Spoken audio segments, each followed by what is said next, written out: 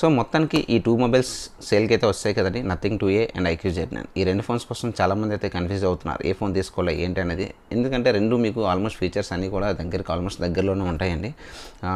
కాకపోతే మీకు ఈ నథింగ్ 2Aలో వీళ్ళు ఒక ఛార్జర్ ఒకటి ప్రొవైడ్ చేస్తుంటే మీకు ఆ ప్రైస్ సెగ్మెంట్లో ఆ ఫోన్ కూడా వర్తబుల్లేనండి. కాకపోతే అది చేయడం వల్ల మీకు అది ఒకటి బిగ్ మైనస్ అది.